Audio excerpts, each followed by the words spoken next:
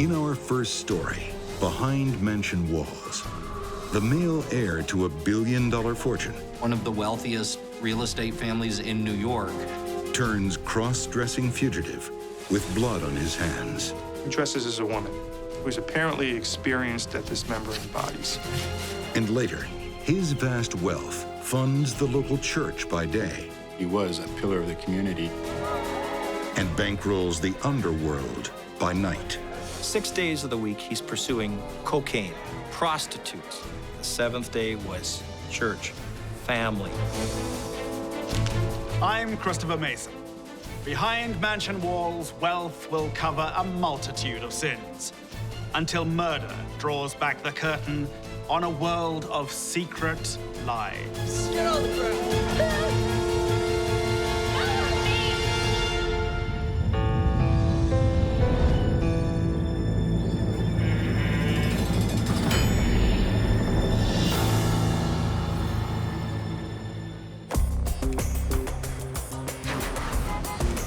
In New York, if you control real estate, you control everything. Politics, business, and views of Central Park. Just ask Seymour Durst. Seymour Durst, to understand who he was, he was considered one of the top 5 and most powerful real estate barons in New York. The Durst family is New York real estate royalty. Manhattan is their kingdom, with properties worth billions in today's money. In the 1970s, Emperor of the realm Seymour Durst is grooming his firstborn son, Bobby, for the throne. But he's a reluctant heir. I want you to redevelop our properties on the west side. He did try to extricate himself from the Durst family in the 1970s. If this is too much for you, I can get Douglas to do it. But he was lured back to New York by his father. But the corporate world just isn't Bobby's scene. He's more the arty type.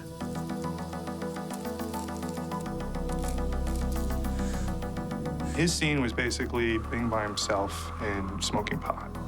He was reserved and basically kept to himself. He was socially awkward. For those who know about Bobby's past and what he witnessed as a young boy, it's no wonder he has issues.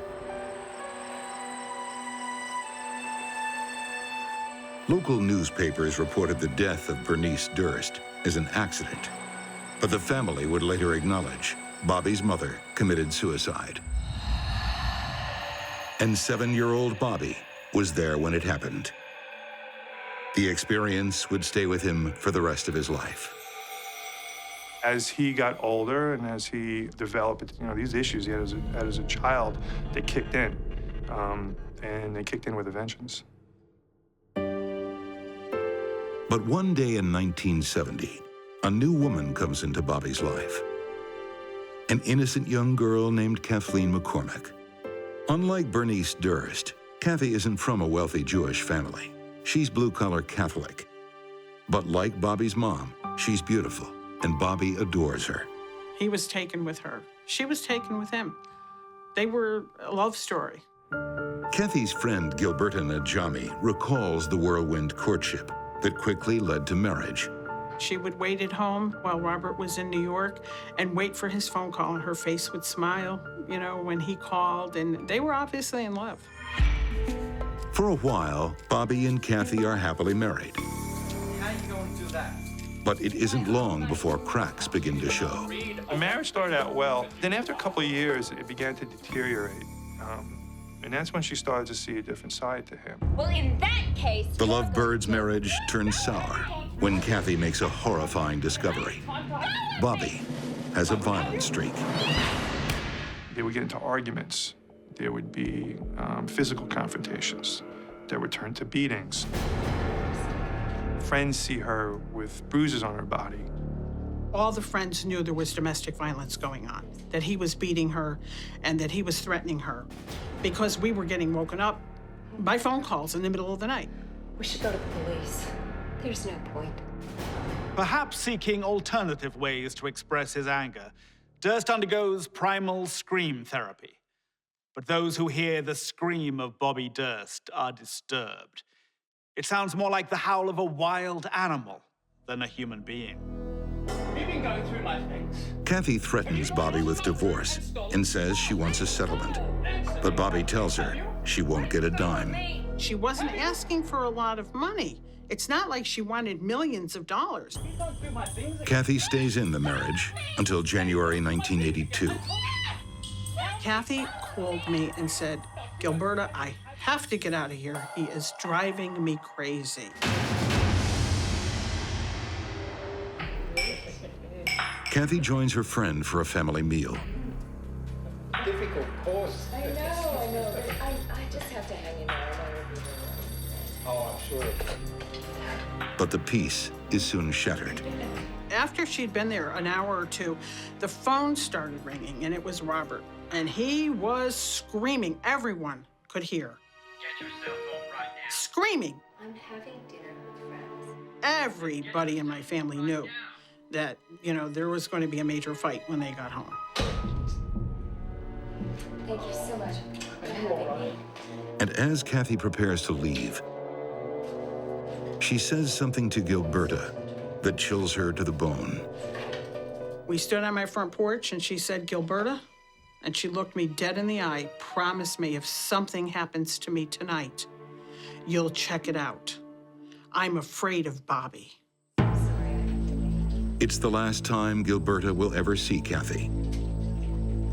I'm scared. I still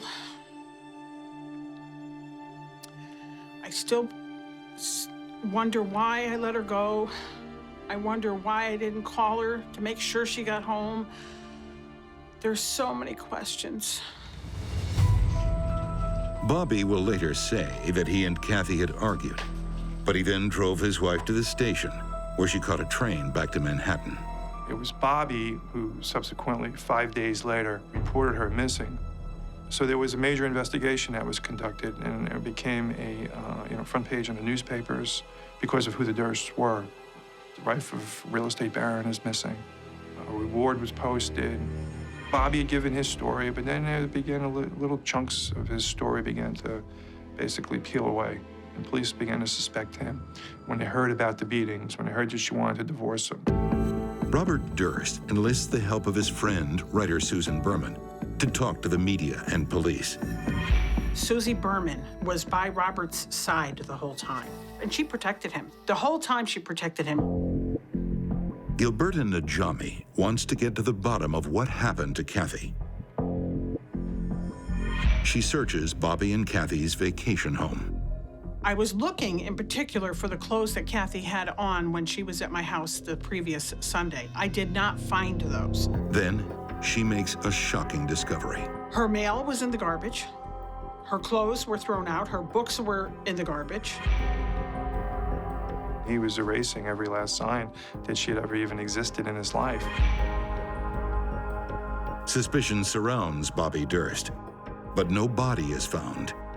And without evidence against him, Kathy's disappearance remains just another missing persons case. It will be 17 years before this cold case is revived by an eager young detective who believes he can prove Kathy's disappearance is really a murder case. The detective wants to interrogate Susan Berman, who may have been involved in a cover-up, but he will never get the chance. I was telling the police and any authority that would listen to me, they need to go interview Susie Berman. I said it on television. I said it in People magazine. People magazine came out December 4th of 2000. The police were on their way to California to interview her. On December 24th of 2000, Susan was found dead in her apartment in Los Angeles with a single gunshot to the back of the head. It has all the hallmarks of a professional hit, but something doesn't add up. You know, she wasn't someone that was trusting, so she wouldn't let anyone into her home. So police know it had to be a friend. It had to be someone that she knew well. And whoever it was, and she was leading to the back of the house. And as she was walking, the person was behind her and simply just pulled his hand up and pulled the trigger, and she was dead. The timing of the murder also seems suspicious. Berman was due to be interviewed for the reopened investigation into Kathy Durst's disappearance. Kathy's friends and family can't believe it's only a coincidence. They always believed that Susan Berman knew what happened to Kathy. Was Susan Berman the woman who knew too much? Durst is now a suspect in his wife's disappearance and the murder of his best friend. He denies any involvement in either case and goes into hiding. But it's only the beginning. The story of Bobby Durst is about to get really strange.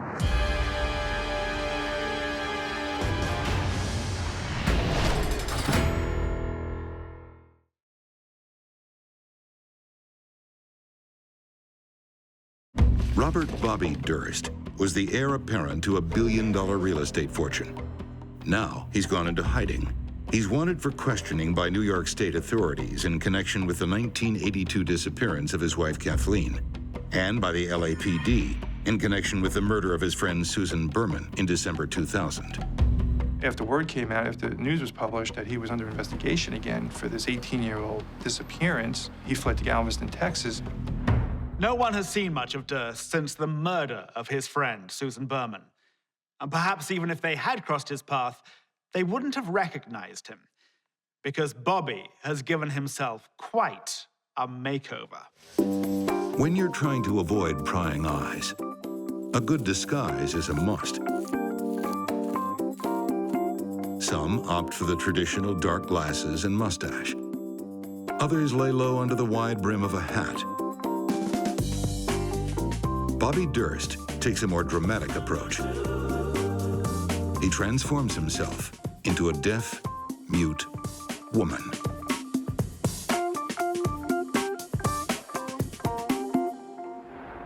Durst would later admit he wasn't much good at passing as a woman. Once, while sitting in a bar, he accidentally set fire to his wig. Not very ladylike.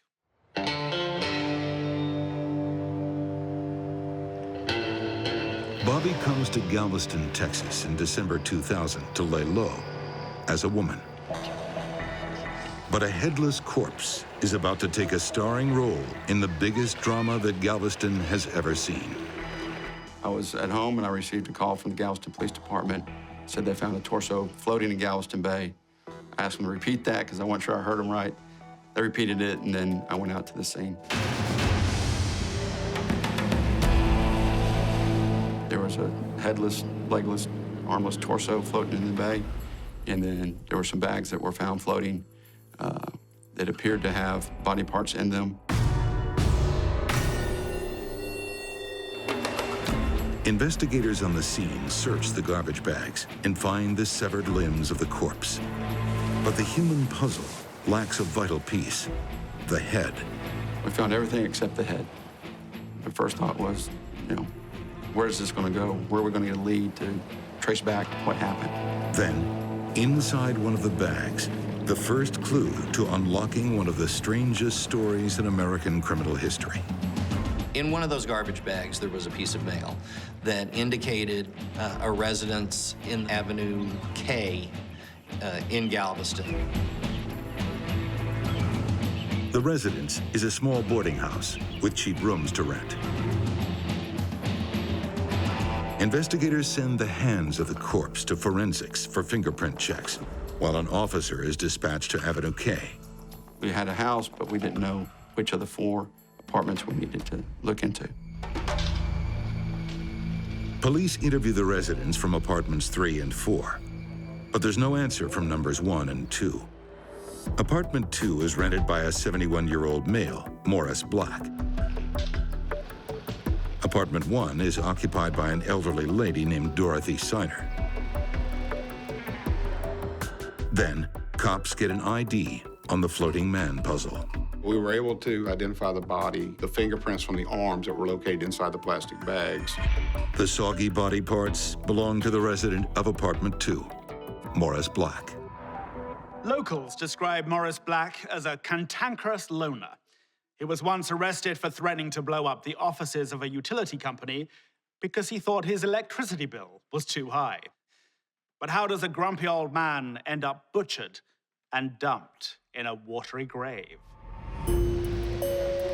We'd already done a search warrant on Morris Black's apartment by this time and found that it was completely cleaned out, not a single fingerprint, which was extremely unusual given the man lived there. But the hallway is a different story. Who needs prints when you've got blood? Blood appeared to be mopped in the common hallway and towards the doorway of apartment number 2. With no sign of Dorothy Signer, police fear she may also be a victim. So they search her apartment, and the bloody mystery goes deeper. Inside apartment number 2, we found cuts in the linoleum kitchen floor. We found blood spatter on the wall. Once the linoleum was removed from the floor, there was pooling of blood underneath. Dorothy's apartment looks like a slaughterhouse. But tests show all the blood belongs to Morris Black. So where is the quiet old lady? Optometrist receiving the trash. We discovered a receipt for some eyeglasses from a local optometrist for some glasses for Robert Durst. Well, we wondered, who's Robert Durst? Durst is due to pick up his glasses within the next few days. So the cops set up a sting and arrest him on suspicion of murder. In Durst's vehicle, police find multiple pieces of evidence linking him to the killing and dismemberment of Morris Black. And they make another discovery. Dorothy Signer is, in fact, Robert Durst. It wasn't exactly a master of disguise type job. He pretty much threw on a wig. On October 9th, 2001, Durst is charged with murder and locked up with bail set at $300,000. $300,000 bail is 99 times out of 100 more than enough to ensure that someone's not going anywhere on a charge that's as serious as murder. But what they had not reckoned on was that this was a guy who could produce $250,000 as easily as I could produce 10 bucks. Durst makes his one phone call and posts bail the following day. Then he goes on the run. Bobby Durst is dubbed America's first billion-dollar fugitive. But his wealth is not the only unique thing about him. While he was on the run, there were all sorts of sightings, all sorts of people coming out saying that they had seen him at a gay bar dressed as a woman or seen him here dressed as a woman. But the fugitive isn't free and footloose for long. All right, look, I'm gonna need to use my needle. 6 weeks later, he's arrested in Pennsylvania for shoplifting. Robert steals a Band-Aid, and then on his way out of the store, steals a chicken salad sandwich. When this freakish-looking thief goes for the glove box, alarm bells go off. And a search of the vehicle makes the officer glad he trusted his instincts. Almost no trouble, but I don't want you to get it anymore.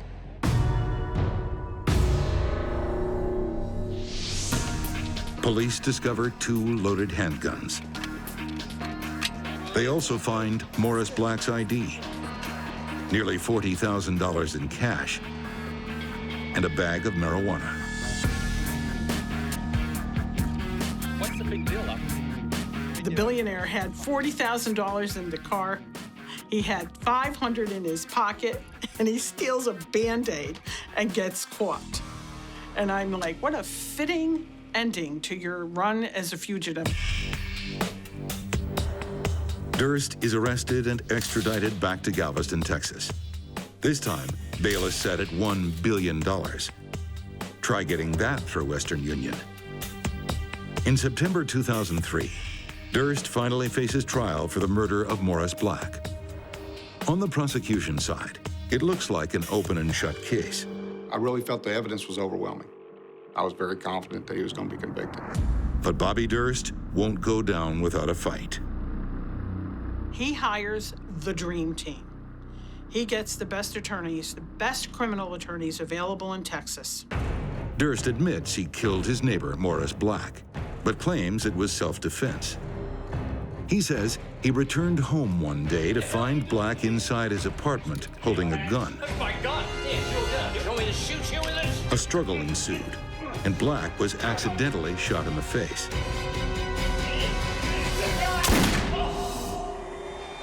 The defense claims Durst then panicked, and fearing that it would appear he'd intentionally murdered Black. In a state of madness, he dismembered and disposed of his corpse. But citing results from Morris Black's autopsy, the prosecution argues the dismemberment was not the work of someone in a panicked state. The cuts on the legs and arms and neck were very smooth, very almost professional looking, no hesitation, almost like a surgeon. He calmly and methodically cut Morse up and packaged him like a side of beef. The prosecution argues Durst had planned Black's murder because he wanted to steal his identity and go on the run. He'd made preparations to leave. He had withdrawn large sums of money to travel with. The bow saw was bought at least 7 days prior to the killing. After a 2-month trial and 5 days of deliberation, the jury returns with a verdict that shocks everyone. Bobby Durst is not guilty.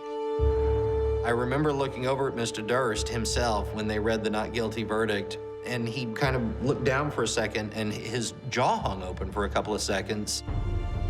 But as jury members talked to the media in the aftermath of the trial, the deciding weakness in the prosecution's case emerges. They couldn't prove that the killing wasn't in self-defense.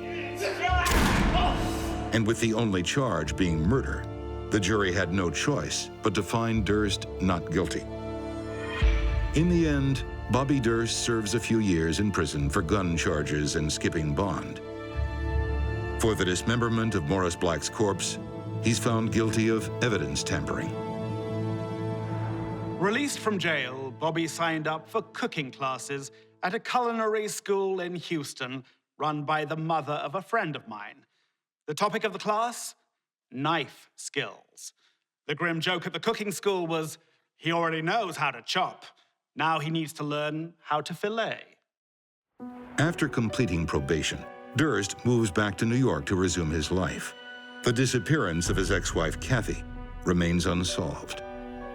Kathy's best friend, Gilberta Najami, will never give up her search for answers. When Kathy made me promise to check it out, I had no idea what I was committing myself to.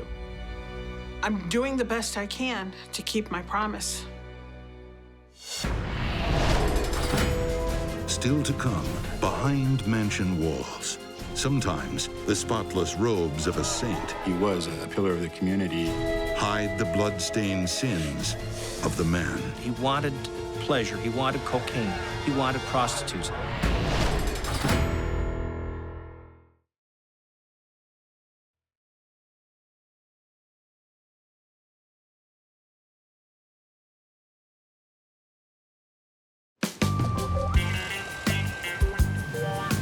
Hear the words millionaire businessman, and you think flashy cars, private jets, weekends at the country club. You don't think nursing homes and church. But that's what this man is all about. Helmut Buxbaum is a devout churchgoer and the owner of a $22 million nursing home empire in Ontario, Canada. He said to one of his family members at one point, I'm not going to be poor, I'm going to have people work for me. He came to Canada in the late 50s with $5, and by the mid-80s, he had an empire worth $22 million. Pretty darn bit of good work there, to be honest. My father worked very hard. He would work sometimes 16, 18 hours a day. But as Helmut's third son, Philip, recalls, even as the business expands into an empire, this hard-working dad keeps the silver spoon well out of reach. I had no idea we had money until I was about 15. I had no clue, because we lived such normal lives.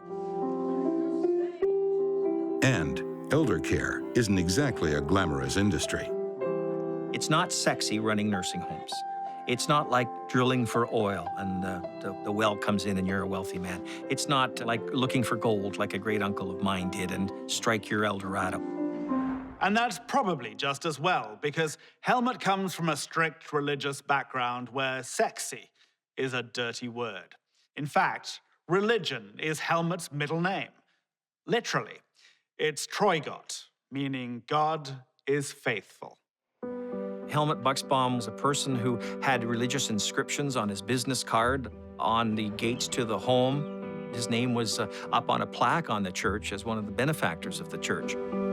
Each year, Helmut donates between $200,000 and $400,000 to his local church in the village of Komoka, where he lives with his wife Hannah and their 6 children. He was a pillar of the community and very loving and dedicated to his family. Helmut's wife, Hannah Buxbaum, is a paragon of the Christian spirit. The image of her and her community was she was, I would say, a saint. They just seemed to be a model family. You know, it all just seems a little too perfect, doesn't it? In my experience, the cleaner the closet door, the dirtier the skeletons within. Does Helmut, God is faithful, Buxbaum, have a dark side?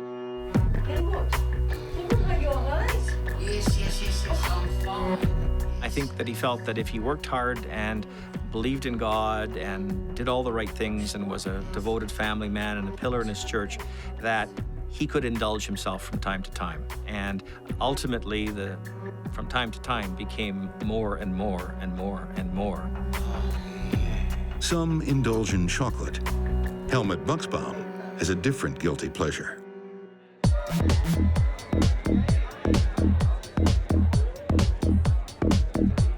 He couldn't be satisfied with stamp collecting. He liked prostitutes.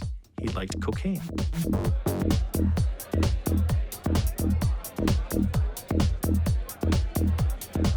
It all started with pornography. But after his first visit to a brothel, Helmut discovered what real-life women will do for a man with money. Now, don't you ever have children that'll ruin your body. And he liked it. A lot. Yeah.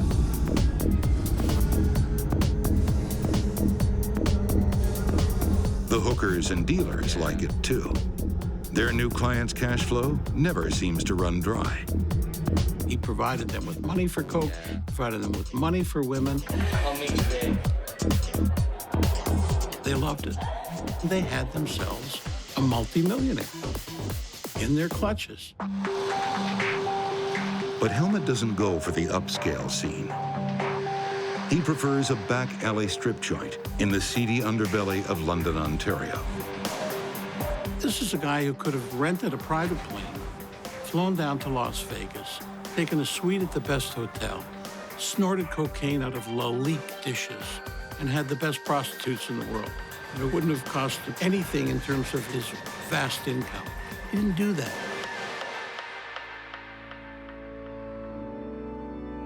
Meanwhile, Helmut maintains his holier-than-thou image at his church. I can't even imagine how he would sit and move from the pew and then go to the bar and carry on a conversation. It's a different world, and he could operate in these two different worlds. Helmut is living a secret life. But like a good Christian, he confesses his sins to his wife, Hannah. He knows she can find it in her heart to forgive. He would confess to her that he was seeing prostitutes and he was taking cocaine and he was hanging around a bad crowd, and she would forgive him time after time after time after time. But what does the man upstairs think of all this? When Helmut suffers a stroke just weeks after his 43rd birthday, Hannah wonders if it's God's retribution. Perhaps now this pillar of the community will start behaving himself. Or will he?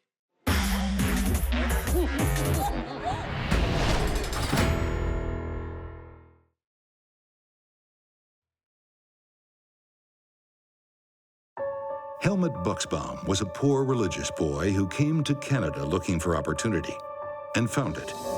He now owns a $22 million nursing home empire and is a pillar of his church in Komoka, Ontario. But his saintly exterior masks inner demons. He wanted pleasure, he wanted cocaine, he wanted prostitutes. Now he's had a stroke, and after a long stay in the hospital, he's lucky to be alive. Like a lightning bolt from the heavens, surely this is Helmut's wake-up call to mend his wicked ways? Or is it a sign to get his kicks while he still can? Helmut prefers the second option.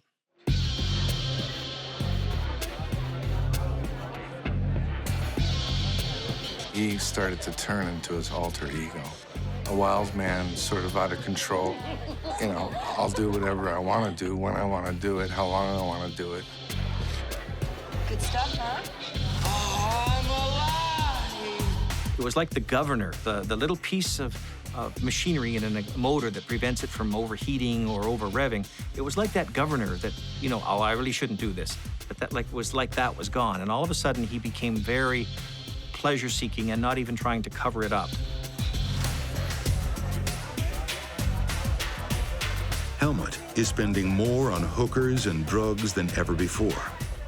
And the shady characters he deals with are only too happy to provide their illicit wares. Oh, hell. For dealer and pimp Squirrel Barrett, Helmut is like the goose that laid the golden egg. Squirrel Barrett, the main point guy, was living off Bucksbaum. He was ripping him off on every drug deal. He was selling him drugs, keeping a bunch for himself, had a very lucrative business, and he would talk to all his other friends in the seedy underworld and say, this guy's got a lot of money. This guy can do a lot of stuff for us, and we need more drugs for him. At the same time, Helmut makes sure he donates even more than usual to his church. Money will buy you friends in low-life circles, and it'll buy you friends in other circles.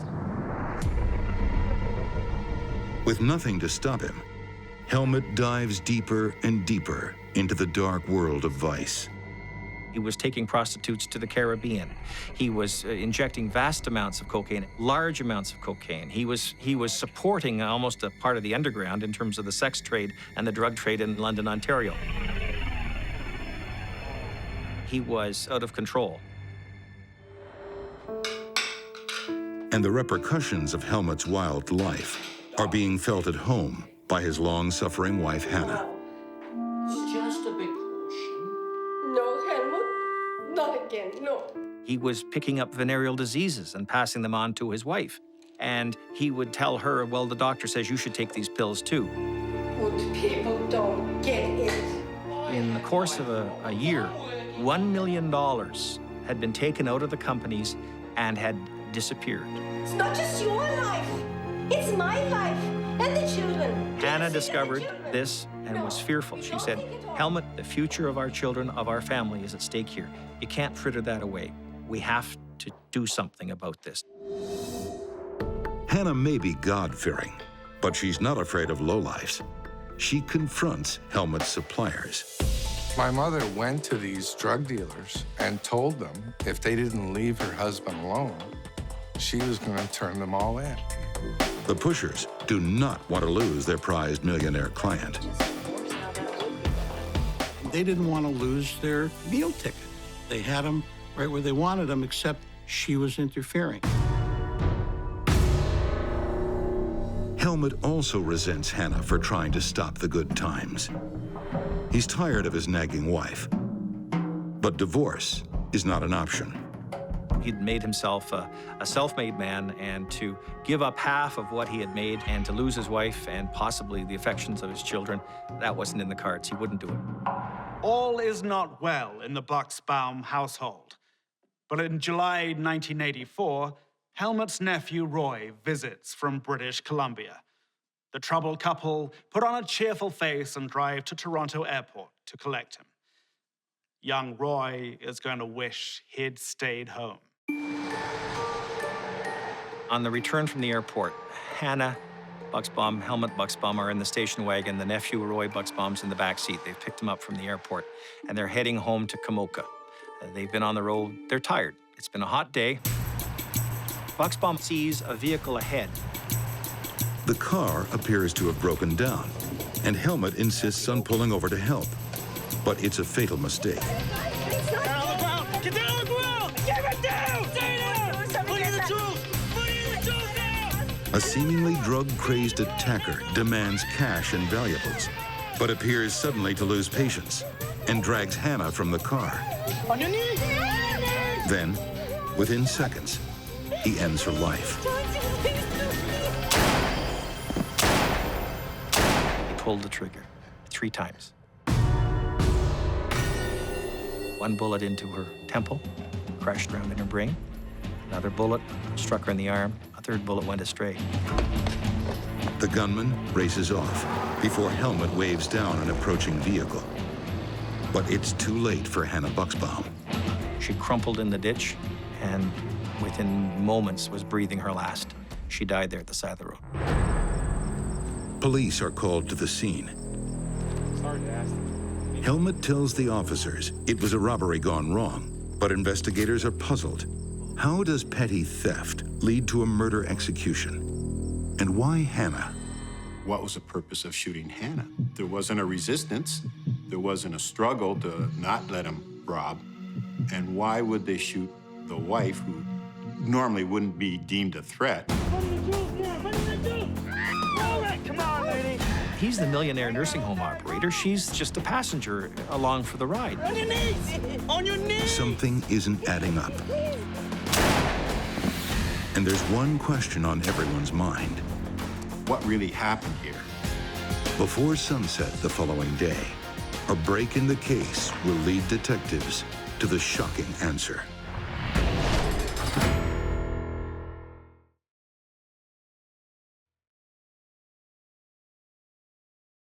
Religious man and millionaire nursing home tycoon Helmut Buxbaum is living a double life.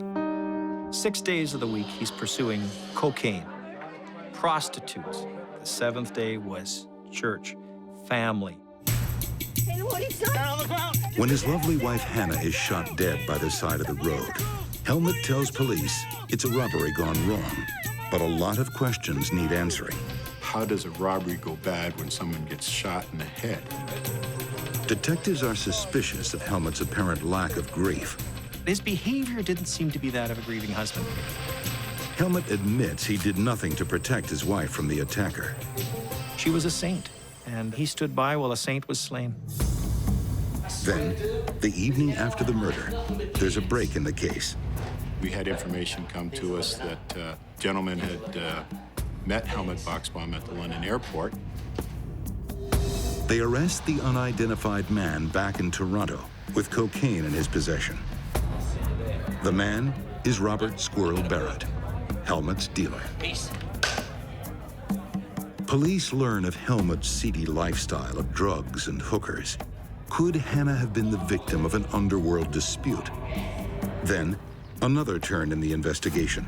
A highway patrol officer saw Helmut and Hannah stop for the same blue vehicle on the opposite side of the same road on the same day, a few hours before the murder. Why would Helmut stop twice in one day for the same car, unless he knew who he was stopping for? Good Samaritan. I always stop with... Detectives haul Buxbaum in for questioning. Partway through the interview, a determination was made that this man is lying to us. And with the evidence that we had collected up to that point, there was more than sufficient grounds to believe that he, in fact, did have a hand in killing his wife. And he was arrested, charged with first-degree murder, and lodged in a cell that day. That same day, Helmut's dealer, Squirrel Barrett, is also questioned. And this time, he sings like a chipmunk. He admits Helmut had been pestering him for months to do something about his interfering wife. As the pressure mounts, and as Hannah is trying to interfere with his lifestyle more and more, he's realizing, hey, the good times are at risk here, folks, and my wife is causing problems, and the gravy train is going to end unless you can help me get rid of my wife. About 2 weeks later, police pick up the gunman Squirrel hired for the job and begin to piece together the answer they've been searching for. What really happened that day? The gunmen were to wait along the side of the major highway on the way to Toronto, and Helmut Buxbaum would pull up behind the car, and they'd make like there was some sort of car trouble. This, explains the gunman, is the morning attempt that was foiled by the arrival of a provincial trooper. Then, Buxbaum called Squirrel from Toronto Airport to arrange a second attempt. He has ice water in his veins. Not once, but twice in One day, he's delivered his wife into the hands of her killer. This time, no one comes to Hannah's rescue. Not even her own husband. She looks over to her husband for help, and he's just standing there passively, not doing anything. She realizes, uh-oh, honey, no, please, not this way, she begs her husband. Hannah Buxbaum has the terrible realization that her own husband has planned her execution. She knew that she was going to die, and she knew that her husband had orchestrated it. That would be a terrible thought to take to the grave. She turns to the gunman. She says, no, please, I have 6 children at home. Please don't do this. The gunman, seeing the wife getting no response from her husband, pleading with him for her life, turns to the husband and says, It should be you son of a bitch. When a low-life hitman looks down on you with disgust, you know you've hit rock bottom. But investigators soon discover Helmut Buxbaum has even further to sink. Turns out he had arranged to profit from Hannah's death. A number of months before the killing, he took out a life insurance policy on Hannah's life for $1 million. After paying the agreed fee of $25,000 for his wife's murder, the insurance payout would leave Helmut with a handsome $975,000 profit. I just can't imagine that, the cold-bloodedness of that. In October 1985, Helmut Buxbaum goes on trial for first-degree murder, and a rogues gallery of witnesses dishes the dirt on their infamous millionaire client. Helmut Buxbaum gets life in prison with the possibility of parole after 25 years. Ultimately, 2 years shy of his first opportunity for parole, Helmut dies in prison of a heart attack. One imagines as he breathed his last, the question must have crossed his mind. Is it heaven or hell for Helmut Buxbaum? In November 2007, Helmut is buried alongside his wife Hannah in Kamoka Cemetery, Ontario. On their headstone is engraved a passage from Revelations. Their works do follow them. For some, the deadly sins of lust and murder lead only to damnation. But Helmut's son, Philip Buxbaum, believes his saintly mother Hannah still has forgiveness in her heart. She's with my mother now. That's something she would want. She would want her Helmut back. She really would. Helmut Buxbaum and Robert Durst, 2 multimillionaires with the sky their only limit to success, driven underground by dark deeds and unspeakable desires. They shunned the spotlight and tried to conceal their deadly sins. But their dalliances with murder exposed the sordid details of their secret lives. Till next we meet, behind mansion walls, I'm Christopher Mason.